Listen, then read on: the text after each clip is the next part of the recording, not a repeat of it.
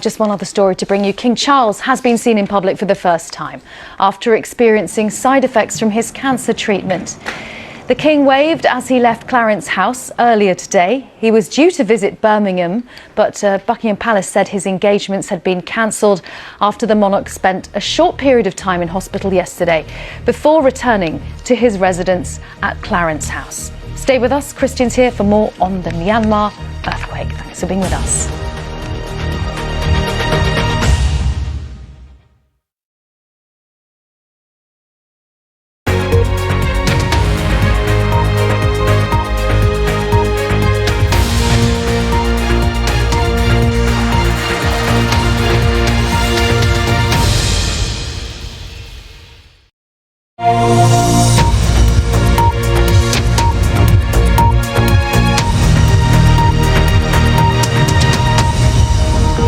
This is BBC News. I'm Christian Fraser. Welcome to this hour of special coverage on the state of emergency in Southeast Asia.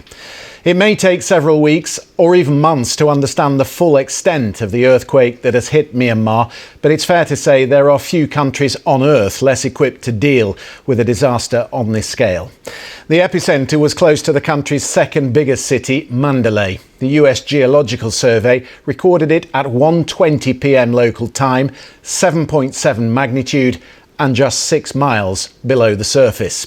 So powerful were the tremors that 600 miles away in the Thai capital Bangkok, the buildings began to sway violently.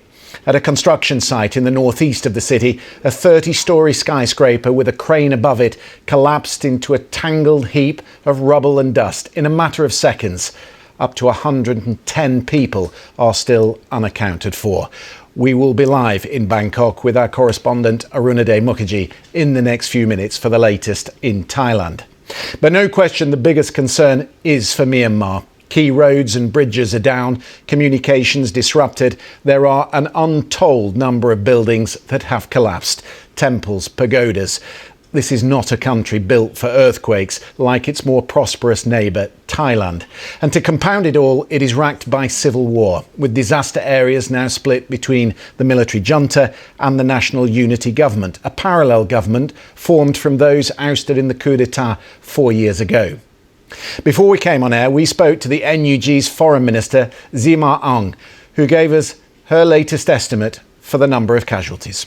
There are so many buildings are collapsed, and the hundreds of people are still under those buildings and not able to recuse yet. So that our estimations it's approximately 1,000 now. And what do you have in terms of aid, food, medical supplies to respond to the crisis? Actually, we don't have proper access to deliver help to those areas because those areas, especially Naypyidaw, are controlled by the junta. And on the other hand, in Mandalay, even though we have our network, we don't have proper communications because of the communications and internet access. Right. Have you had any communication with the junta? No, we don't. Even today? Yeah. Right. So that begs the question about who should control the aid. So that's our concern. Even our humanitarian assistance principle is quite clear. It shouldn't be politicized. So whether the junta control area or our control area.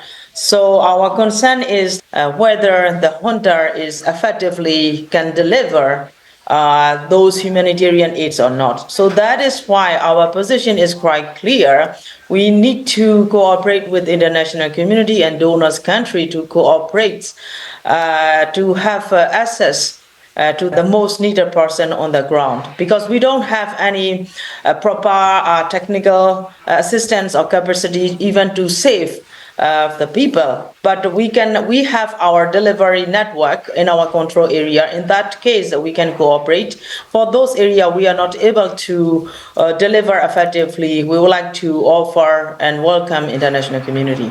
But you've already said that if it is funneled entirely through you, there are some areas that you can't get to, namely the urban centres, Yangon, Naypyidaw, these heavily affected areas. So surely the aid agencies are going to have to work with both sides.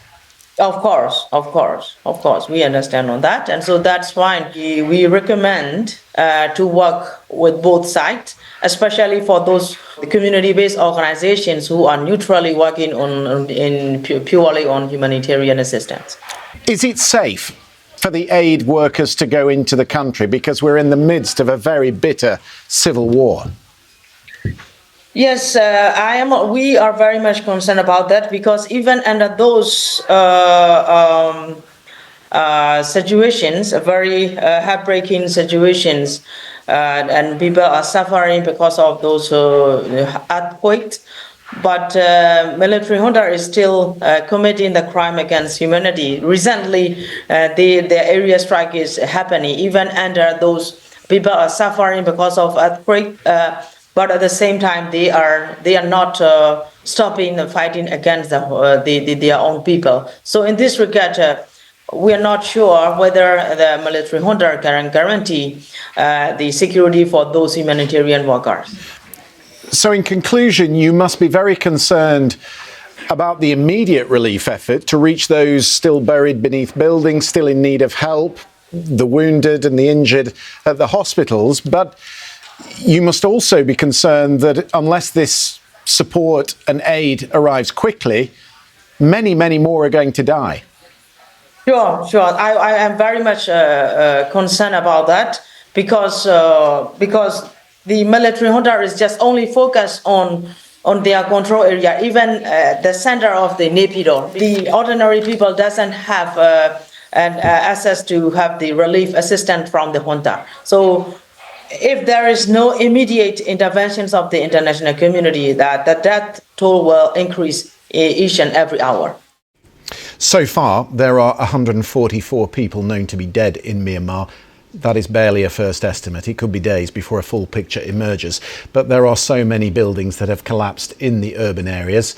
These are some of the people the BBC Burma service managed to connect with. All of Mandalay is now a scene of tragedy. It's like a ruined city. Some are still stuck under the rubble. 2 wards have been damaged most. The ornamented entrances to the big pagoda fell down. Private hospitals and hotels were damaged. Old masonry buildings were mostly damaged. It was so severe that I've never seen anything shaking like that. And there are so many injured people at the general hospital. I can say the damage is huge. Many people died. We are doing rescue work continuously. I think the death toll is at least 100. We are still working on it. He sat down on his knees in front of that house as the quake started. The building collapsed on him and killed him. When it was banging, I had to balance myself not to fall. I also saw and heard about the damage and the chaos. The military junta have appealed for outside help. That is rare in and of itself. But it's not just the challenge of communicating with 2 disparate warring parties. We're looking here at pictures of the Ava Bridge across the Irrawaddy River close to Mandalay. It was built by the British Army in the 1930s. There are 16 spans that link one bank with the other, most of them now in the river. There is a more modern bridge, as you'll see, close by that seemingly survived, but this is another illustration of what the aid agencies are up against. It is a wide area too. The tremors were felt across the border in China, on the Tibetan Plateau, and in every region of Thailand. There are at least 9 people known to have died in Bangkok, most of them on that construction site. It's just after 2 a.m. in the morning in Thailand. We are looking here at live pictures of a towering heap of rubble and twisted metal. There are scores of rescue teams pouring over it. They've had the heat-seeking drones up in the last few hours. The sniffer dogs are on site. But what a complex rescue operation this is going to be. Let's cross live to Bangkok and our correspondent there, Arunade Mukherjee. Arunade, as I look at these live pictures in front of me here, I can see rescue workers trying to pick their way into it, trying to find the best way into this heap of rubble. It's such a difficult operation. It absolutely is, Christian. And in fact, when I arrived here, that really strikes you. Just the scale of what you're seeing and just that heap of rubble is really overwhelming when you actually look at it here in person. You're looking at it through the screens, but when you're right just a few meters away, it really impresses on you as to what must have happened in those few seconds when this 10-story building just came crumbling down. We're just seeing heaps and heaps of rubble.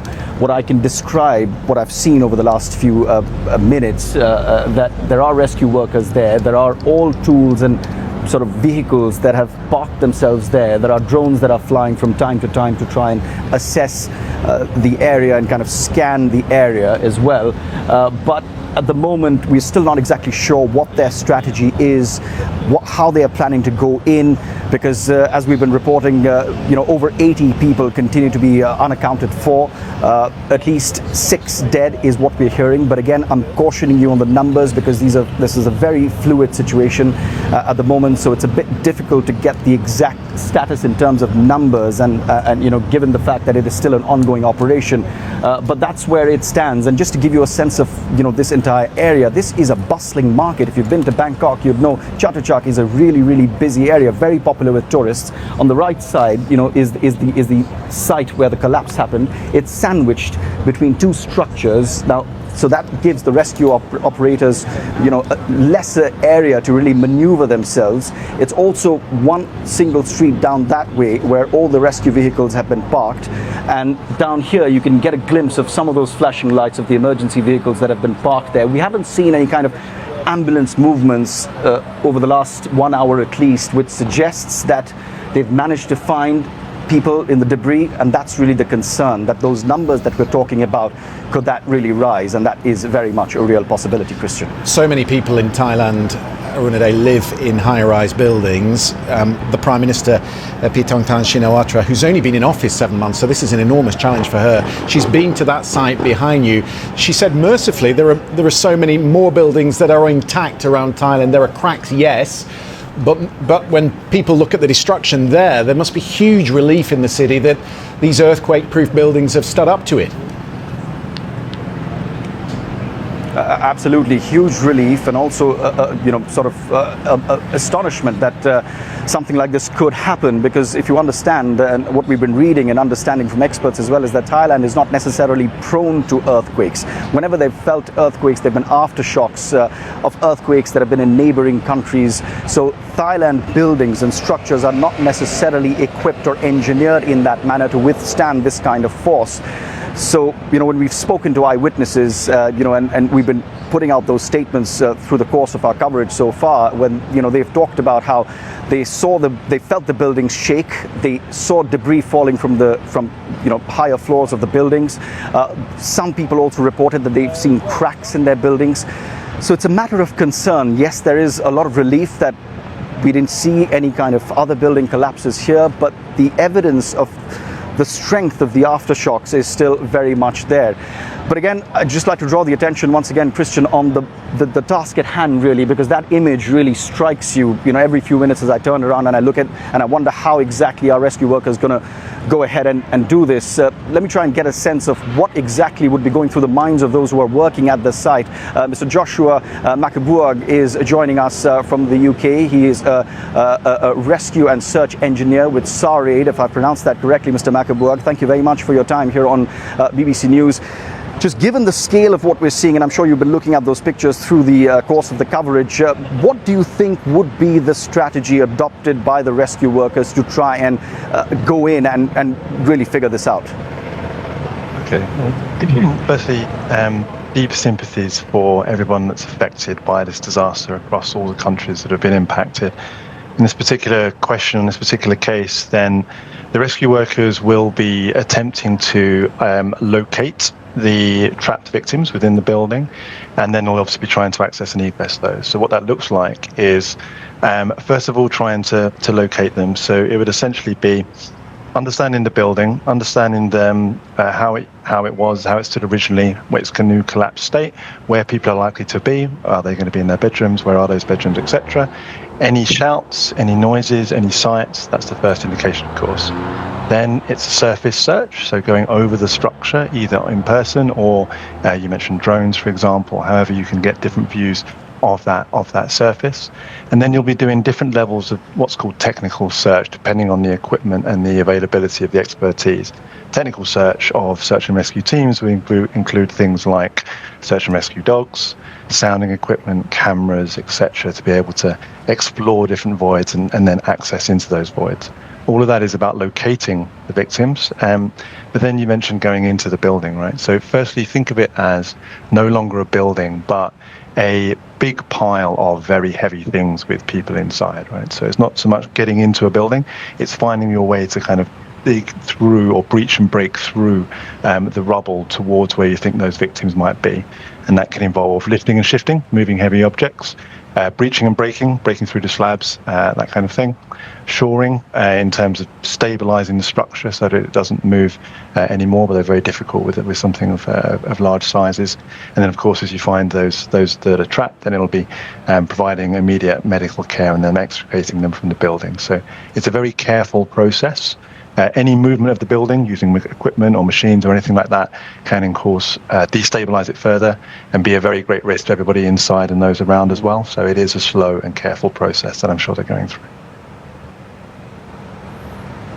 All right, I'm afraid we'll have to leave it there, but thank you very much, Mr. Joshua McAvoy there, for giving us a sense of how these operations are likely to be conducted, Mr. McAvoy there from the UK. I'd also like to bring in Tommy Walker, who's a local journalist here working in Bangkok, who in fact experienced those tremors as well and also visited the site and reported from here. Tommy, thank you very much for coming up on the program for us. First up, just tell us what you experienced through the day when the aftershocks came in. What happened? What did you see?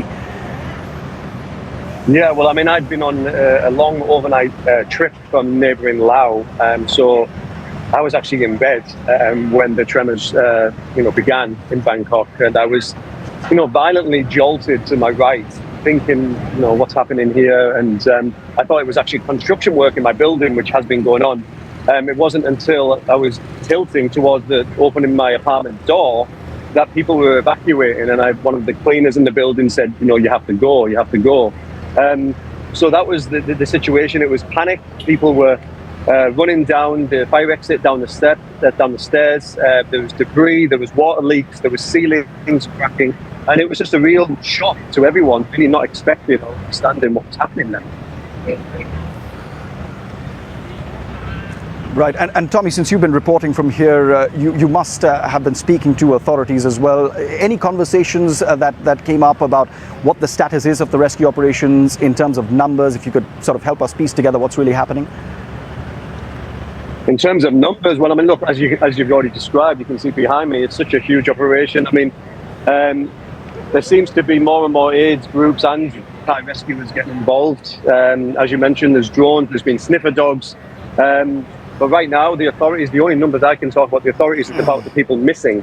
It has been widely reported that there's at least 80 missing, but on a notice board right in front of me here, the authorities have got 117. They've been fluctuating, as you mentioned. It is a developing and ongoing situation, so we'll have to see what happens with that. But it's a huge operation, and more and more aid is coming. I see tons of bags of water bottles, and it's going to go long into the night and tomorrow morning. And it's going to be a long operation to get whoever's under that rubble out of there.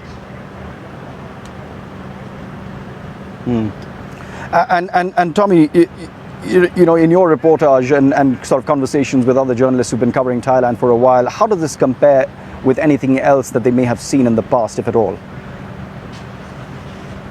Well, I mean, for Bangkok, it's almost a little bit unprecedented. I mean, like you said, experts tell us that earthquakes don't, regularly happen here. I mean, it's just been the 20-year anniversary of the 2004 tsunami, and obviously that was a huge disaster that affected a lot of Southeast Asia. But Bangkok, like I said, it's rarely been affected with any earthquakes or tremors. I mean, people are in shock. No one saw this coming. The authorities, the Thais, and again, I think people are just treating this as a historic day. It's something that will long live in the memory. But again, shock. People keep going back to that. I've never experienced this before. People tell me I've never heard of that happening in my lifetime whilst living in Bangkok. Journalists alike. So it's a shocking day, really, and there's going to be more questions in the coming days.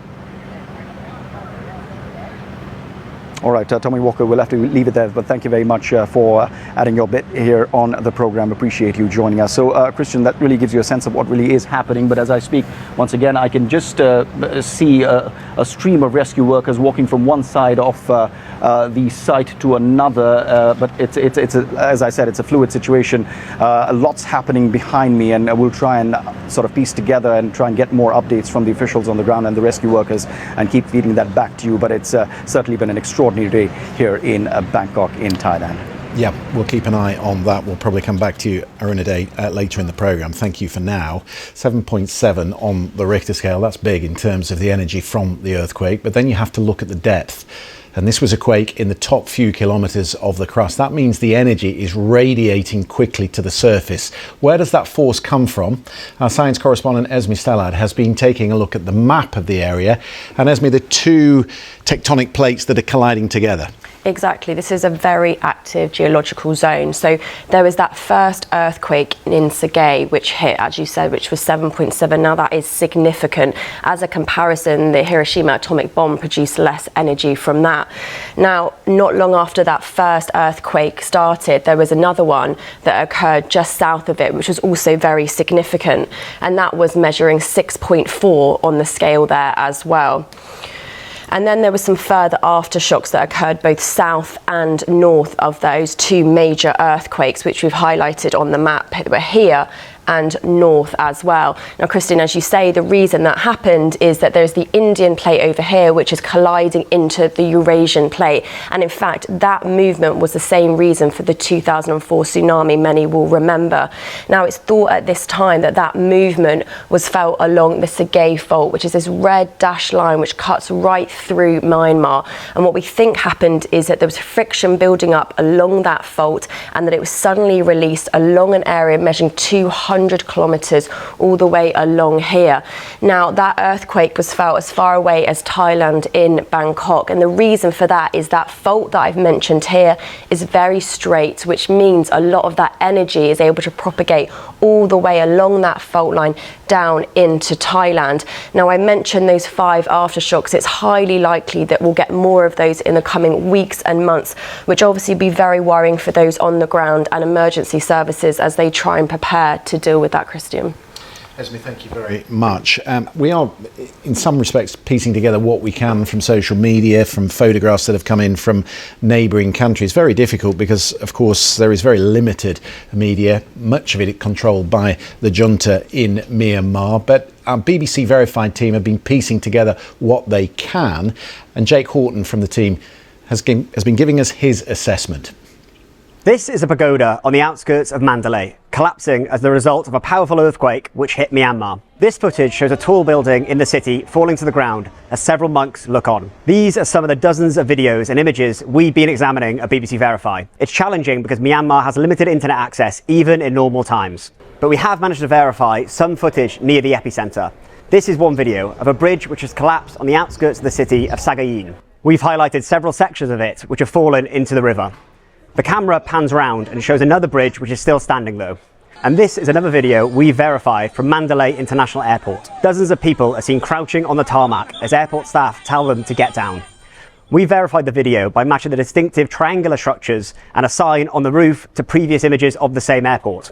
Elsewhere in Mandalay, verified footage shows major damage to buildings, with some left barely standing.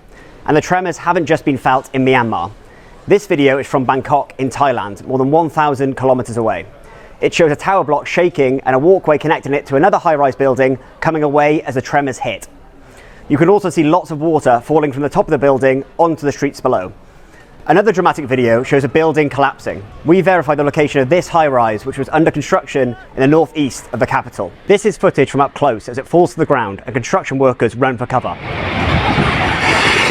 While the full death toll is still unknown, the authorities in Thailand believe dozens of workers are missing at this site alone.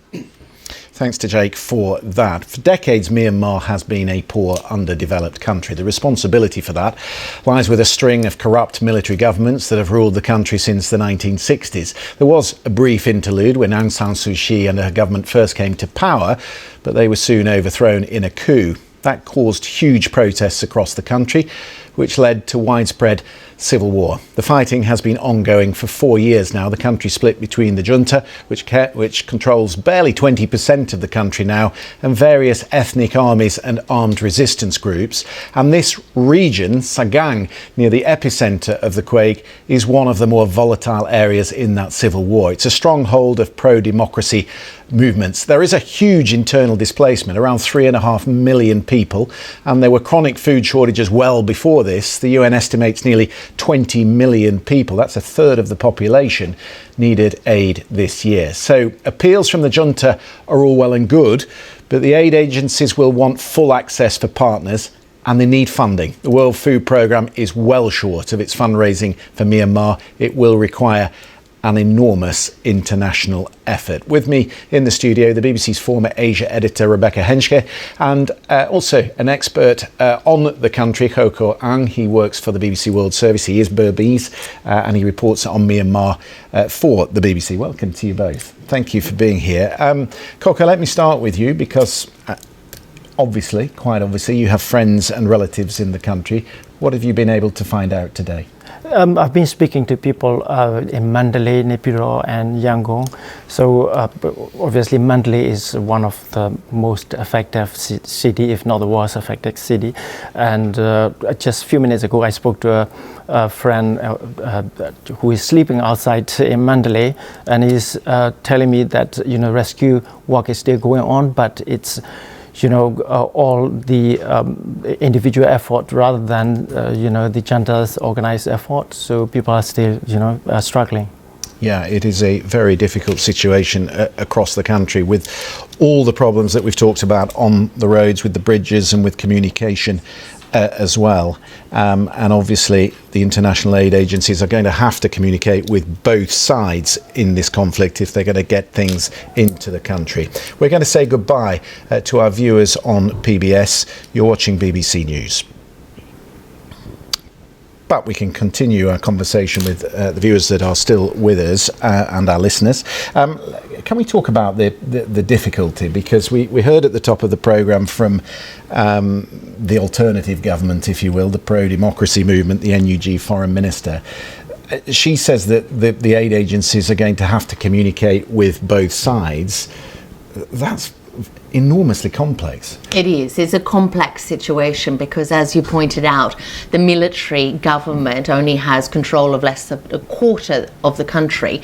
And in this area of Sagaing, the epicenter of the earthquake, it's really a patchwork of control now. The BBC carried out an intensive data a process to try and work out who is in control. So the military has Mandalay, but then when you go outside of that area, it really is a patchwork of groups. It is the People's Defence Forces, these local movements that are united by this common goal to overthrow the military government. And while there is this unity behind the National Unity Government, it's also a very complex picture on the ground, so it will be very difficult to coordinate this aid effort. Koko, there have been disasters before. We've had two big typhoons which obviously killed hundreds, thousands of people in the past, and the junta didn't invite the outside world in. What does it tell us that they're prepared to open their arms to the international aid community?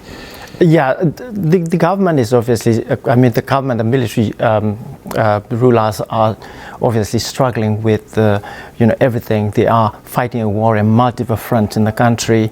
They can't, for example, like in places like Mandalay, they didn't even mention what is going on in there. They just focus on where they are in full control, like in Naypyidaw. So they do need, some help from our side. They can't really handle things alone, for sure. Can we talk about the internal displacement? Because there are something like 1 million people who have been forced from their homes, who are living hand to mouth. The Rohingya, who we focused on in the past, up near the Bangladesh border. Who's going to look after them? Well, it's estimated to be at least 3 million people that have been displaced, possibly much more. And, a huge part of the country is already living a very difficult existence now. There is food shortages, the healthcare system has collapsed. It's interesting showing those protest pictures just after the coup. Someone reminded me today that those protest movements were led large part also by students, but also by doctors and nurses. They were some of the first that took place in that civil disobedience, saying we will not work for this military government.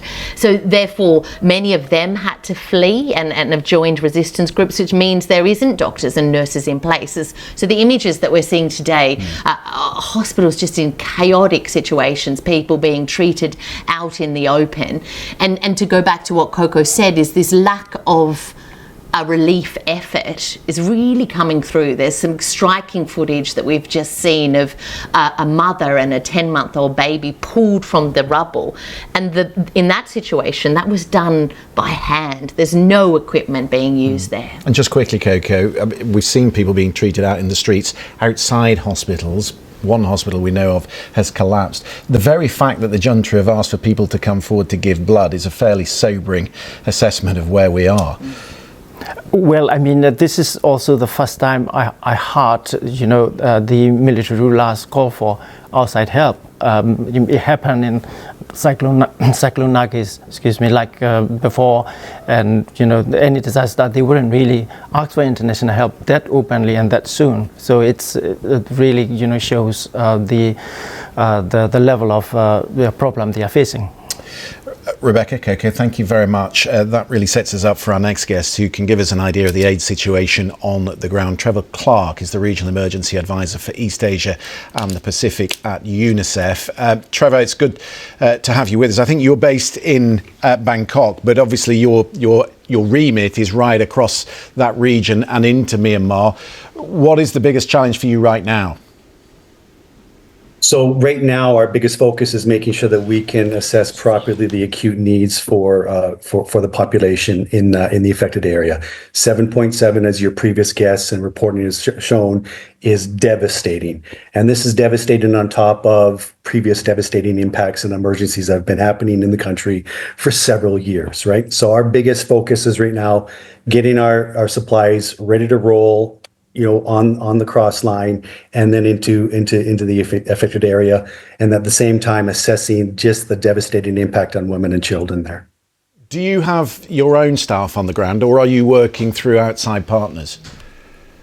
Both. We work with all stakeholders and partners that we need to get these life-saving services to children. We have our own team on the ground. Fortunately, we have an office localized in the area there. We have local partners as well, which we work with as well. And those are the people right now that are currently assessing the situation while we're in other parts of the world packing airplanes to get supplies en route to Myanmar. I mentioned that the World Food Programme was already underfunded for its operations in the last 12 months.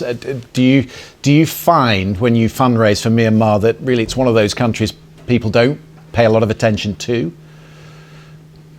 Well, listen, man, there's a lot of crisis in the world right now. And you're right, it is hard to keep attention because so much is happening.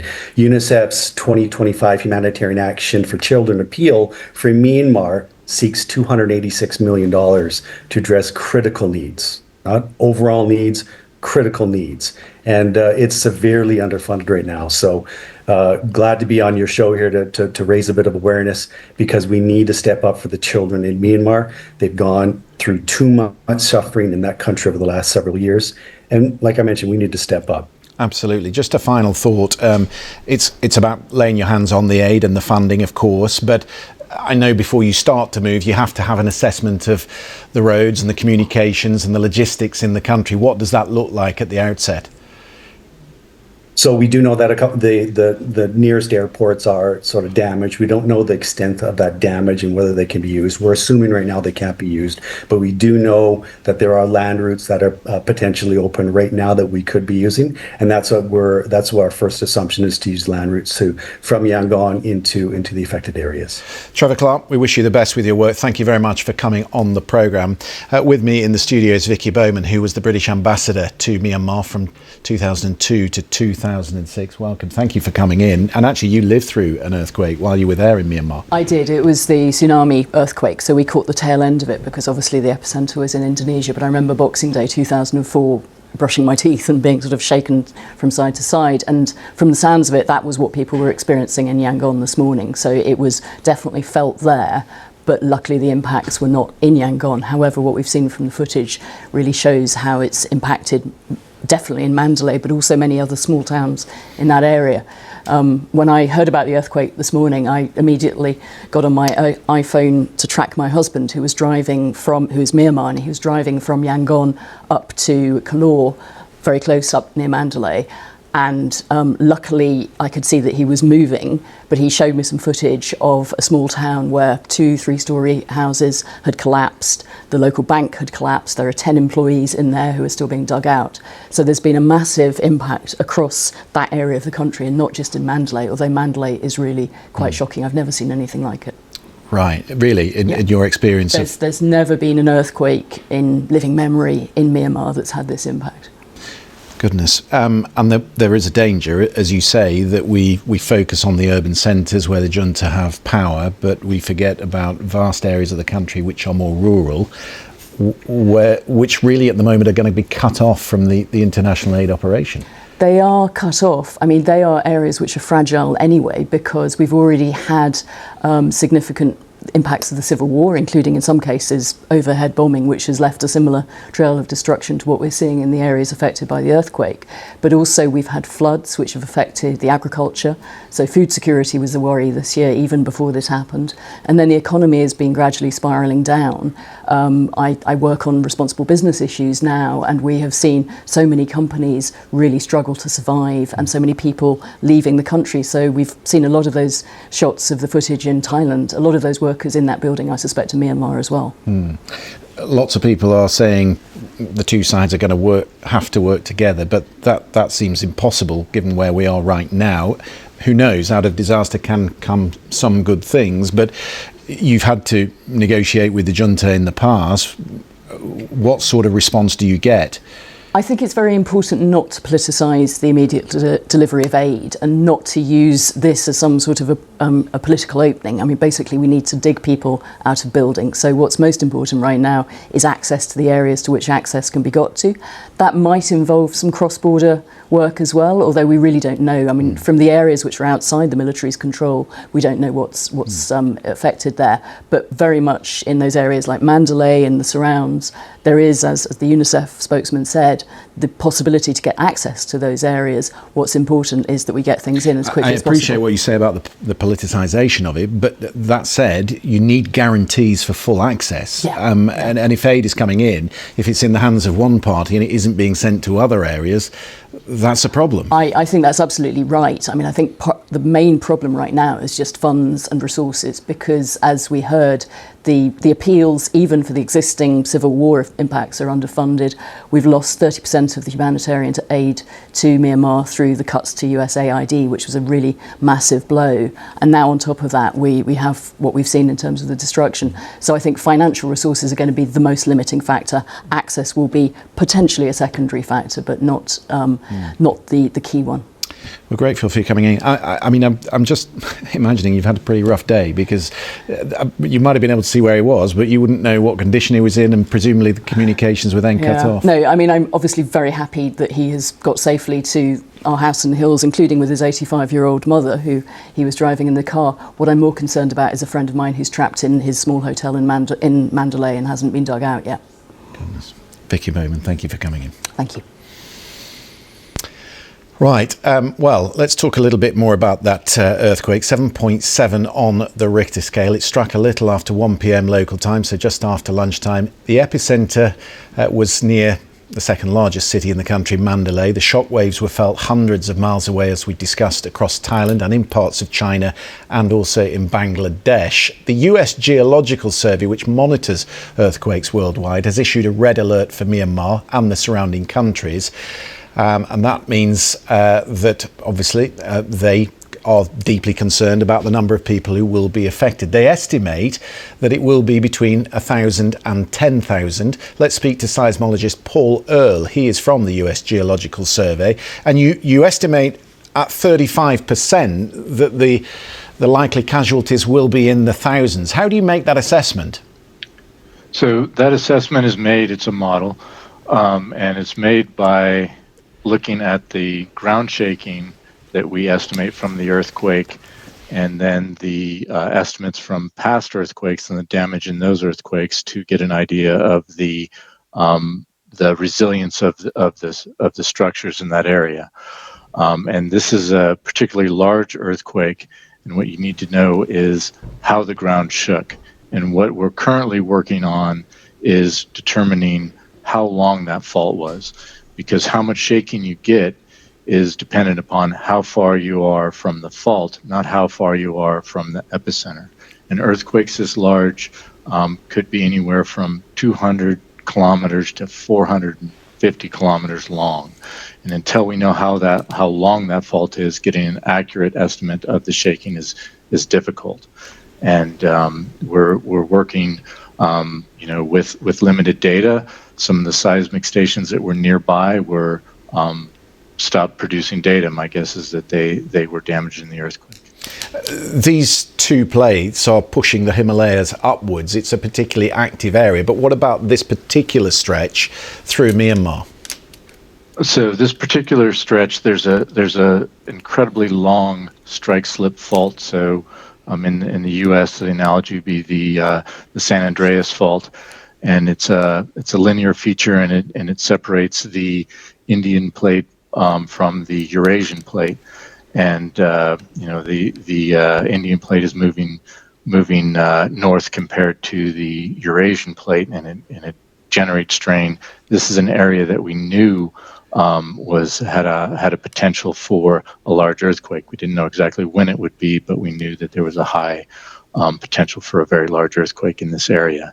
This is one of the most dangerous faults, as we're seeing from the reports of damage, because it runs right through populated areas. And just the length of that quake that you're looking at and still analysing, does that determine the length and size of the aftershocks? It determines where those aftershocks are going to be concentrated. They're going to be concentrated around that rupture, and so far we've located about 10 aftershocks. There's going to be a lot more.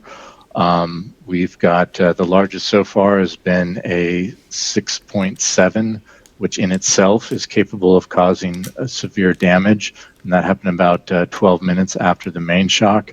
And you can be certain that there will be more earthquakes in the magnitude 5 and 4 and below range with time, and there's about a 50% chance of more earthquakes in the magnitude 6 range.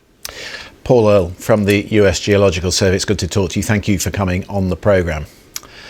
Well, as we mentioned, Myanmar has been in political turmoil since the military junta seized power in a 2021 coup. Getting information on the ground is extremely difficult, and life there incredibly hard for many, many people. So why exactly is it such a difficult operation to get aid to those in need? To break it down, we're joined by Munsi Fair. She's the Amnesty International's Deputy Director of East and Southeast Asia and the Pacific. Thank you for being with us. We were just discussing here in the studio how dangerous it is to politicise aid, but I wonder whether that has been the problem internally over the years. Absolutely. Absolutely. The military has a history of denying aid to areas where groups who resisted are active. So they have politicized aid since the coup of February 2021, and we fear that this will continue. Rebecca was telling us that perhaps there are 3.5 million people internally displaced. Who would Amnesty have the greatest concern for? Well, a number of people, certainly the people in areas where armed resistance has been fighting with the military. That's where we usually see restriction of aid arriving, but also communities that are particularly affected, older, more vulnerable communities, older people, women and children, and ethnic groups across the country that have suffered not only through the last 4 years, but through decades from military rule. Vicky Bowman was saying the priority is to dig people out of these buildings that we're looking at. And of course, that has to be the focus, getting aid and getting money in. But we know there is a severe problem of corruption in that country. And this is an aid operation which will stretch not just for days and weeks, but maybe for months, possibly for years. Yes, there's a problem with corruption, but also a problem with human rights and the lack of respect for human rights. And one thing that I think is quite interesting to note is that we have very limited information, and the information we're getting is from state, primarily anyway, is from state media outlets. Why is that? Because the military has cracked down on dissent since February 2021. It has banned media outlets, jailed journalists, blocked access to social media, outlawed VPNs, etc. So there's another big fear of what is the information that the outside community, international community is going to get, clearly will be biased.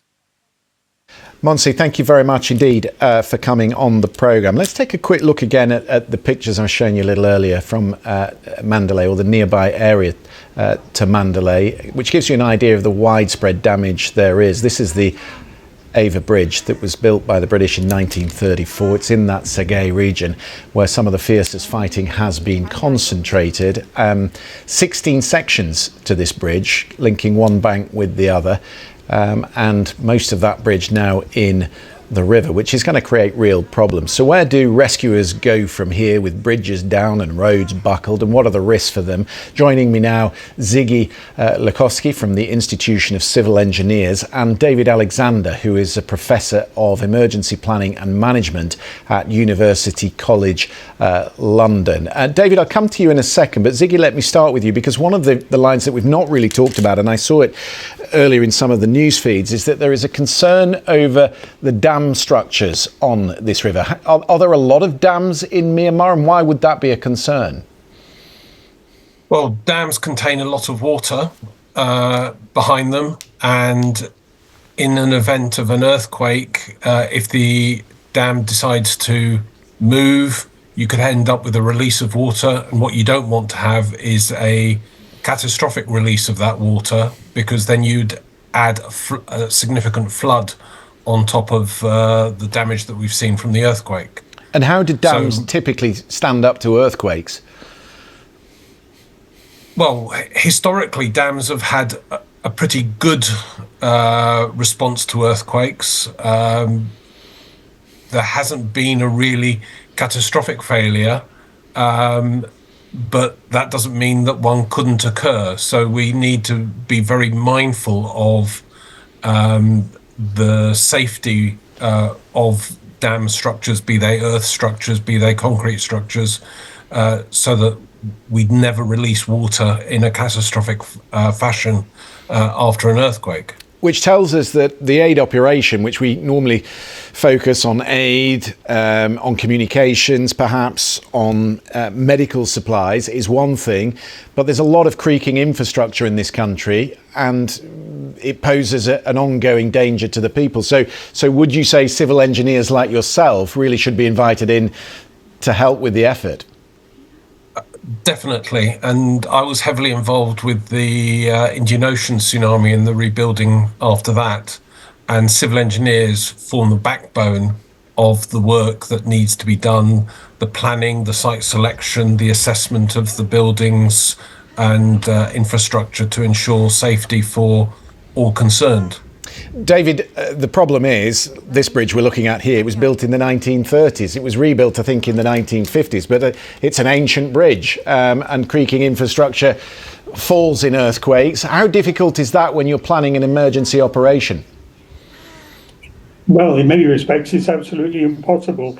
It puts one in mind, in fact, of what happened on the Noto Peninsula in Japan on the 1st of January 2024, when they couldn't get into the area affected by a magnitude 7.5 earthquake because all of the roads were blocked by landslides and bridge collapses. So, in fact, if you can't get in on the ground, can you get in by air? Probably not, because the airports are equally compromised. And so it becomes very difficult to supply any kind of aid. But by the way, this is a very routine, run-of-the-mill sort of emergency or earthquake disaster. Earthquakes with this sort of set of consequences occur in this area about once every 20 years. So this is hardly unexpected in any way. And most of the damage one sees is very much what one would expect under these circumstances. Except, David, it's compounded by the fact they're in the midst of a civil war. It's not only getting across bridges and past buckled roads, but finding your way through the very disparate groups that are fighting one another. I think worldwide we're going to have to come to terms with the fact that we're going to get more and more intersection between natural hazard impacts, formerly known as natural disasters, but there's very little that's natural about them, and conflict. This is something that has occurred in so many regions and is likely to occur more frequently in the future. Ziggy, is it possible in a situation like this, we were talking about the airports, to create sort of temporary infrastructure to help with the aid operation? Very much so, but it's part of the planning process, and all the aid agencies and the government need to get together, which is a challenge, to come up with a plan to strategize how best to react to what's happened, understand the level of damage, and then deal with it in a methodological process. And just very quickly, I mean, they clearly don't have the digging equipment to get into some of these properties. I mean, when you are a poor country like this, an underdeveloped country without the equipment, from a civil engineer's point of view, what do you do with these buildings? How do you get into them? Well, you have to assess them for their stability. You have to then characterize those that are you characterize as safe, those that need repair, those that need to be demolished, and go through a process to get from a position where we are at the moment to a position that we hope to improve the infrastructure for everybody in the future. Ziggy, David, thank you very much indeed for that. We know that at least 144 people have been killed in Myanmar, hundreds more injured, but obviously that is only a first assessment. It means thousands of families currently are desperate for answers about their loved ones. We can speak to Shinthan Sanat. She's a student at Sheffield University whose family in Myanmar have been affected by the earthquake. I came in very early this morning just as news was breaking. So where were you and how did you find out? So I was actually just in bed sleeping, and I woke up to a very distressing call from my mother. She was still in shock, telling me that buildings were collapsing all around her. She kept repeating that this was the strongest earthquake that she's ever experienced in her life. And I had woken up to that devastating news. And then you spoke to your aunt, did you? Yeah. And then what happened? So a few moments later, my aunt walked into the room in tears, saying that she had lost everything. So it was really heartbreaking to hear the fear and devastation in their voices. Shortly after, the phone lines were cut off, so I was left in uncertainty. Thankfully, I later found out that my family members were all safe, but the destruction in the areas I grew up in was devastating. So your aunt lives nearby your mother. Part of that building is destroyed. What are they saying about the neighbourhood? So they just looked around, and so we've been living in that neighborhood for years. So before I was even born, so they were just devastated, crying and just trying to comfort each other, saying it's going to be okay. We'll rebuild, trying to motivate themselves. And who is in control of their particular neighborhood? I wouldn't know actually, because at that moment, there were fire services, there were people coming to help, but it was more the local people within the neighborhood that were helping each other. Right, but are they in a junta area or are they in one of the opposing areas? It was just in the middle of the city. It wasn't really an area. Right. Okay. So what are they going to do now? Where are they going to go? So my parents' house, thankfully, is still intact. However, my aunt lost everything. So my aunt is currently living with my parents right now. They haven't really slept, really. They've just been staying outside, trying to help people who are stuck or just trying to get people more help. And you've been doing your own bit of help at the university, I hear. Yeah. So our society, the Myanmar Student Association Society, has worked closely with the student union, which is the Sheffield Student Union, who have provided a lot of help for us to start a fundraising campaign. So we would be fundraising for the damage that was done in Myanmar. Shinthan Sanat, our sympathies to you and to your family. We hope you hear better news in the days ahead. Thank you for coming on. Thank you so much for having me.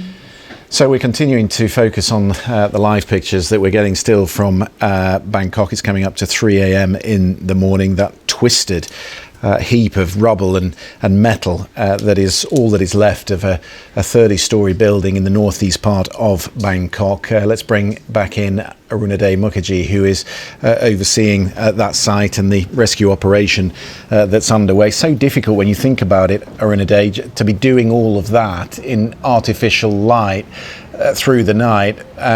Presumably there are periods of time when all the work has to stop and they just have to stand and listen.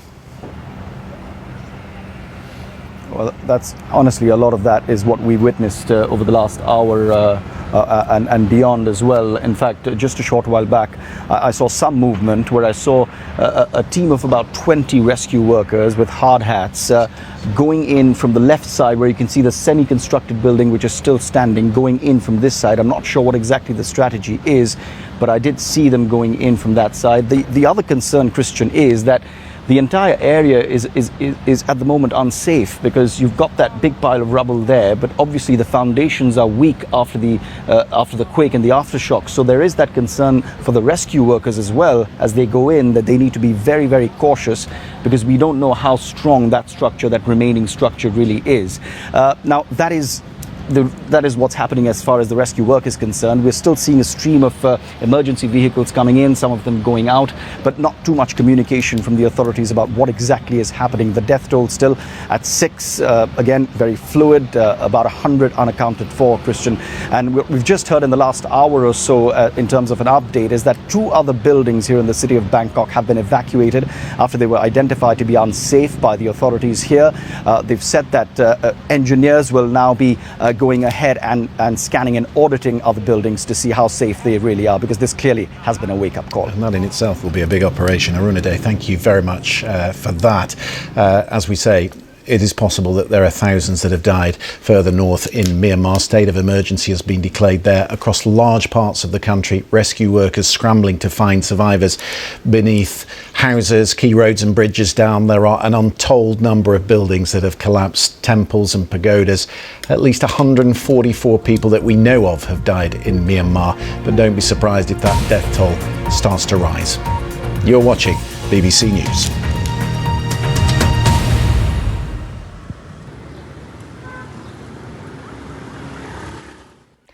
Hello. Much cooler weather has been arriving across the UK, and with that cooler air